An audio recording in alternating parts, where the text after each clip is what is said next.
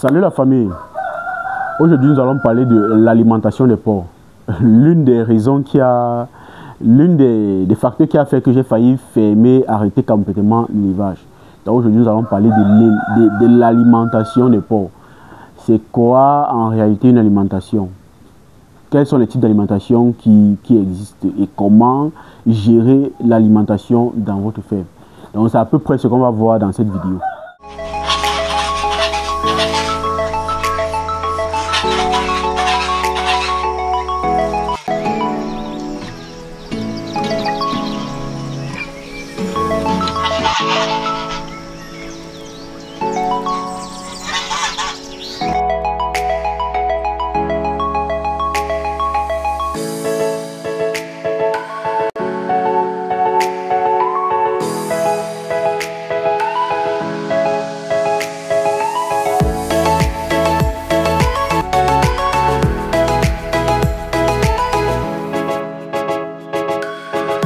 Alors, qui suis-je pour vous servir?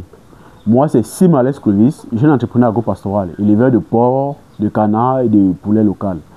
Sur cette chaîne, nous partagons des astuces sur cette thématique-là afin de vous permettre de vous améliorer et améliorer la rentabilité de votre activité. Donc, ça fait pratiquement un an que nous n'avons pas fait, plus d'un an même, que nous n'avons pas fait de vidéos sur la chaîne. Nous reprenons peu à peu les vidéos et je pense que nous allons au fur et à mesure augmenter le rythme. Donc, suivez la chaîne, abonnez-vous et ne manquez pas nos vidéos. Aujourd'hui, c'est mardi, comme de coutume. Nous allons faire une nouvelle vidéo. Donc, à 17 h, tous les mardis, il y aura une publication d'une nouvelle vidéo. Donc, abonnez-vous. Il y a du contenu lourd qui arrive. Abonnez-vous. Donc, alors, c'est quoi une alimentation? Pour une ferme d'élevage de porc, c'est quoi une alimentation? Pour une ferme d'élevage de canard, poulet local, c'est quoi une alimentation?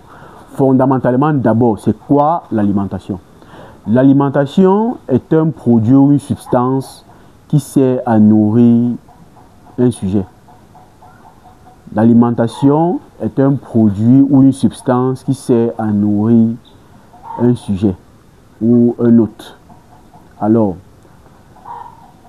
connaissant la définition d'une alimentation, quels sont les types d'alimentation que nous pouvons avoir? Il peut dire que nous avons deux grands groupes d'alimentation, qui est l'alimentation solide, qui est la nourriture, et l'alimentation liquide, qui est l'eau. Parce que ces deux ingrédients-là, ces deux types d'alimentation-là vont ensemble. L'un ne peut fonctionner sans l'autre. Alors, puisque nous avons l'alimentation solide, qui est la nourriture, qu'est-ce que c'est concrètement? Comment pouvoir l'établir dans une ferme? Je vois souvent plusieurs éleveurs m'écrire pour dire je ne connais pas comment formuler les aliments. Comment on peut formuler les aliments? Peu importe ce que vous formulez, si ça n'altère pas la santé de vos sujets, je pense que c'est déjà une base. Je pense que c'est déjà une base. Et je ne pense pas que... Bon, c'est vrai qu'il y a des éleveurs quand même qui ont eu des difficultés. Je vois quand même qu'il y a toujours des éleveurs qui ont des difficultés à établir leur formule. Mais je ne pense pas que c'est la formulation vraiment qui empêche les éleveurs à évoluer. La formulation vient peut-être qu'à 20% dans le résultat qu'ils peuvent avoir dans les fermes. La formulation ne vient qu'à 20%. Il y a plein d'autres facteurs qui peuvent les empêcher de réussir l'élevage. Il y a le bâtiment, il y a le prix de l'alimentation qui fluctue, il y a les prophylaxies, il y a le suivi des sujets. Donc, il y a tout un ensemble d'éléments qui font que ces éleveurs-là échouent dans les fermes. Mais eux, ils se disent que c'est juste un problème de formule. La formule, c'est, pour moi, les formulations alimentaires ne gèrent que 20 voire 10% même dans le cheptel. Parce que si vous avez une mauvaise alimentation et que vous avez un bon suivi, un bon bâtiment, je pense que vous aurez les mêmes résultats que quelqu'un qui a une très bonne formule, mais qui fait un mauvais suivi avec un mauvais bâtiment. Donc, je vous invite vraiment à vous pencher sur tous les éléments qui entrent dans la réussite, d'un bon élevage. Donc, c'est quoi une alimentation solide? Une alimentation solide, c'est un ensemble d'ingrédients qu'on va mettre ensemble pour pouvoir rendre une alimentation équilibrée. Donc une alimentation solide, c'est un ensemble d'ingrédients qu'on va mettre ensemble pour pouvoir rendre une alimentation équilibrée. Et souvent, dans l'élevage des porcs, je me rends compte que la plupart des éleveurs font des formulations qui ne sont pas équilibrées. C'est pour ça que vous allez voir qu'il y a des éleveurs qui vont avoir des femelles gestantes, mais qui vont avorter, qui vont avoir des fausses couches. Et il y aura des éleveurs qui vont avoir des femelles qui ne viennent pas en chaleur. Il va y avoir des éleveurs qui ont des femelles qui croisent régulièrement, mais que la chaleur revient toujours. Ça, c'est la résultante d'une formulation qui n'est pas équilibrée. Mais si cette formulation était équilibrée, ils auront difficilement ce genre de problème. Vous allez avoir des éleveurs qui ont des femelles qui mettent bas, mais la vulve éclate carrément. Ça, c'est d'abord la résultante d'une formulation qui n'est pas équilibrée. Et par la suite, le surdosage de certains produits. Il y a des éleveurs qui ont compris que l'oxytocine était une substance qui permettait aux porcs de produire assez de lait et de faciliter la mise bas. Et alors, ils abusent de ce produit. Donc, pour réussir un élevage, je vous assure, l'alimentation est fondamentale. L'alimentation est la base. Si vous réussissez, tous les facteurs qui entourent l'alimentation, je pense que vous êtes déjà sur la voie à 50%. Je pense que vous êtes sur la voie à 50%. Alors, vous allez voir des éleveurs qui sont dans leur ferme. Ils ont peut-être une très bonne formulation, mais la manière dont ils distribuent l'aliment vont faire en sorte qu'ils échouent dans leur ferme. Ils vont faire en sorte qu'ils ont des maladies de diarrhée qui persistent, ça ne finit jamais, ou alors qu'ils vont avoir le rouget. Une alimentation soit mal formulée, soit mal distribuée, soit distribuée dans des conditions impropres, va faire en sorte que les animaux ne vont pas grandir, vont tomber malades, vous allez dépenser en antibiotiques. Et il faut savoir que les antibiotiques, je peux dire, ne servent à rien. Parce qu'en élevage de porc, l'antibiotique ne doit être utilisé qu'en cas de force majeure. Alors si constamment vous utilisez des antibiotiques dans votre ferme, je peux dire que votre cheptel ne tient qu'à un fil. Vous allez rendre vos animaux, vous allez rendre l'environnement bactérien dans votre ferme résistant aux antibiotiques que vous utilisez. Et ça va rendre votre ferme très très susceptible à la biorésistance aux antibiotiques. Donc évitez vraiment. Pensez vraiment à un système d'alimentation qui est propre, qui est convenable et qui permet à vos sujets de s'alimenter normalement et de manière sereine. Vraiment, j'ai fait le tour des fermes et je me suis rendu compte que c'est un problème que la plupart des éleveurs en ont. Si vous n'avez pas de système pipette, je vous recommande vivement de nourrir mouillé. Parce que vous allez voir quelqu'un qui n'a pas de pipette dans sa ferme, il va nourrir d'abord les porcs à sec et en plus, il va nourrir une fois par jour. Et au milieu de cela, il va encore aller mettre l'eau dans les box. Vous voyez que c'est terrible. Parce que déjà avec ce système-là, il y a de fortes chances que l'aliment qui donne d'abord, l'aliment solide qui donne d'abord, devienne impropre à la consommation. Et de deux, l'eau qu'il met soit toujours impropre. Qu'est-ce qui se passe dans ce cas-là? Les porcs vont manger leur quantité et le reste, ils vont uriner sur ça. Ou alors ils vont uriner ailleurs, se coucher là-bas, parfois parce qu'il fait chaud, et revenir avec les urines qui sont sur leur corps, se coucher sur l'alimentation. Et lorsqu'ils se couchent sur l'aliment, ça va mouiller cette alimentation-là, avec les urines, ça va fermenter, avec ces urines-là, ça va devenir impropre. Mais comme ils ont faim, ils sont obligés de manger, parce qu'on les a nourris une fois par jour, ils vont se retrouver en train de manger cette alimentation-là. Et puisque cette alimentation est déjà impropre, ça ne serait plus de l'aliment, ça serait juste une source de maladie. Et pour maintenant finir le tour, ils vont manger cet aliment-là, qui est déjà impropre, qui est imbibé d'urine, pour aller boire encore de l'eau qu'ils ont urinée à l'intérieur. Résultat, le rouget va apparaître dans le ferme. Et quand le rouget apparaît, on commence à pleurer. Donc, si vous voulez réussir dans votre ferme, pensez à un système d'alimentation qui est propre. Pensez à un système qui permet que vos animaux se nourrissent convenablement. Ça, c'est le volet de la nutrition.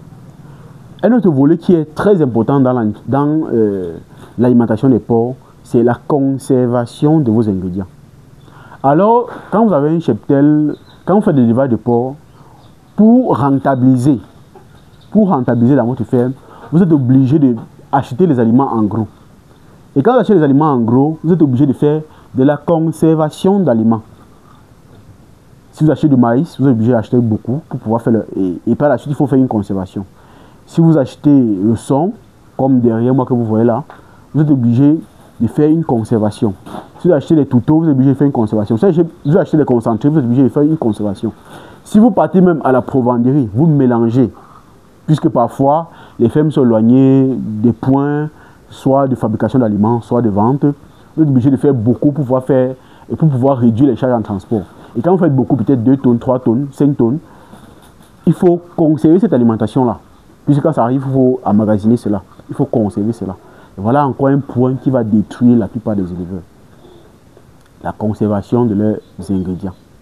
Si vous faites la meilleure formule qui existe et que vous conservez mal cet aliment-là, je vous assure, vous avez déjà tout perdu. Les risques de maladies vont s'installer.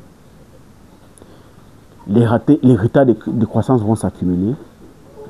Et vous n'allez pas comprendre ce qui se passe. Donc je vous invite, lorsque vous pensez à un projet d'élevage, pensez aussi à la conservation de vos aliments. Lorsque vous faites l'élevage des porcs et que vous voulez vraiment rentabiliser, pensez à la conservation de vos ingrédients. Il y en a qui vont utiliser des antitoxines pour réduire la propagation des toxines dans l'aliment et empêcher aussi les toxines d'agir dans l'aliment lorsque les sujets consomment. Mais il faut bien savoir qu'un aliment qui est moisier, ça veut dire qu'elle est détériorée. Ses qualités nutritives ont disparu ou alors ont été atténuées. Donc ce n'est pas en mettant des antitoxines que l'aliment va devenir performant. Je vais vous prendre par exemple l'exemple du maïs. Le maïs, lorsqu'elle est trop humide, vous faites l'aliment avec, elle va moisir tout l'aliment. Mais si vous mettez l'antitoxine dedans, elle va toujours moisir tout l'aliment. Et un aliment qui est déjà moisi avec du maïs, même si vous faites comment, ses qualités nutritives ont été détériorées par la moisissure. Les qualités nutritives de cette formulation que vous avez fait là ont été consommées par la moisissure. Parce que la moisissure aussi, c'est un organisme vivant qui se sert de l'humidité qui est dans l'aliment pour se nourrir des ingrédients qui sont dans cette alimentation-là. Donc, pour éviter que la moisissure ne consomme les valeurs nutritives qui sont dans vos ingrédients, évitez qu'elle ne soit humide pour pouvoir conserver ces qualités-là. Et lorsque vous la conservez bien, vous pouvez nourrir vos porcs sereinement. Sereinement. Il y a aussi un facteur qui est constaté sur le rouget. Vous allez remarquer que chaque année, le rouget apparaît toujours dans les périodes de février, voire janvier, février, jusqu'à peut-être juin, maximum juillet. Chaque année, en cette période, le rouget apparaît. Vous pensez que c'est quoi? Dites-moi, chaque année ça apparaît. Chaque année. Pourquoi ça apparaît surtout en cette période-là? Il y a d'abord la chaleur qui fait en sorte que les porcs ne se sentent pas bien, puisqu'il fait excessivement chaud. Il y a la qualité de l'aliment qui est mauvaise. Pas les formulations qui sont mauvaises, mais vous avez fait une très bonne formulation. Mais comme elles sont conservées de la mauvaise façon, ça fait que ces aliments arrivent chez les animaux, on va dire, avec une qualité détériorée. Et ça fait en sorte que, déjà comme l'animal ne se sent pas à l'aise, en consommant encore une alimentation qui n'est pas déjà propre à la consommation, ça va le rendre facilement malade. Vous allez voir que les rougets pleuvent en cette période-là. Il y a aussi les puits qui tarissent. Et comme les puits tarissent, forcément, la qualité de l'eau dans le puits n'est plus la même qu'en saison pluvieuse ou alors dans les autres périodes. Puisque les puits tarissent généralement en cette période-là. Ça veut dire que la qualité de l'eau change aussi. Et comme elle change, il faut penser à améliorer la qualité de cette eau avant de la distribuer au sujet. Si vous faites cela, je vous assure, vous allez venir me remercier sur cette chaîne. Pensez à la qualité de l'eau. Puisque quand on parle d'alimentation des sujets, on parle de deux grands groupes. L'alimentation solide, qui est la nourriture, l'alimentation liquide, qui est l'eau. Si vous réussissez à trouver un équilibre entre les deux, je vous assure, vous aurez presque jamais de problème dans votre ferme. Presque jamais. Donc, réfléchissez, pensez-y bien. Réfléchissez-y vraiment très sérieusement. L'alimentation, avec mon expérience et tous les visites de ferme que j'ai eu à faire, l'alimentation est la première source de maladie dans les fermes. Que ce soit en qualité, que ce soit en conservation, que ce soit en manière de distribuer. Pensez à vraiment créer un système où l'alimentation reste et garde ses propriétés nutritives jusqu'à la consommation des sujets. Une fois que le sujet a consommé, il va vous le rendre au centuple. Il va vous le rendre au centuple. Pensez à vermifuger et à vitaminer vos sujets. Ça va permettre que ces animaux-là consomment ces aliments-là et multiplient la valeur de cet aliment-là le maximum possible. Parce que c'est un constat vraiment que j'ai fait. Ça ne sert à rien de me demander les formules. Même si vous avez n'importe quel genre de formule, si elle est équilibrée, elle va pouvoir permettre à vos sujets de bien grandir et de rester en santé. Donc pour tous ceux qui veulent aller plus loin, contactez-nous. Nous allons pouvoir aller plus en détail, vous orienter, afin que vous puissiez aussi mieux mener votre activité d'élevage. L'élevage de porc est certes rentable, mais il a des contraintes aussi énormes. Et ces contraintes-là sont parfois liées au bâtiment, sont parfois liées à la nutrition, comme j'explique dans cette vidéo, sont parfois liées à la position du site, sont parfois liées à la route, sont parfois liées au marché, sont parfois liées aux stratégies de vente. Donc, plein de facteurs entrent en jeu. Donc, étant ensemble, on pourra mieux traiter ces différentes problématiques-là. Abonnez-vous à la chaîne déjà pour ne pas manquer les prochains contenus que nous allons sortir. Et étant ensemble, nous pourrons aller plus loin et entrer de plus en plus dans ces différentes thématiques-là pour pouvoir aussi vous éveiller, pour que vous puissiez prendre conscience déjà de ces différents sujets-là. Ouais. Et le couteau. Ouais, 4500. Pour ceux qui m'ont écouté, j'espère bien qu'ils vont les mettre en pratique. Parce que ça ne sert à rien d'écouter les vidéos et de ne pas les mettre en pratique. Vous-même, vous avez bien vu, j'ai fait pratiquement plus d'1 an sans faire de vidéos. Comme pour vous dire que ce qu'on peut dire et ce qui peut être fait dans la ferme, c'est deux choses différentes. Donc, l'essentiel, c'est ce qui est fait dans la ferme. L'essentiel, c'est ce qui est pratiqué dans la ferme. Donc, c'est plus important que ce qui peut être dit partout. Même si vous connaissez tout ce qu'il faut faire, si on ne fait pas cela dans la ferme, ça ne servira à rien. Donc, je vous invite vivement à les appliquer dans votre ferme. Ensemble, on est plus fort. Donc, si vous avez aimé la vidéo, partagez-la massivement. Et je vous attends dans les commentaires. Dites-moi ce que vous avez pensé de cette vidéo-ci. Et nous sommes ensemble.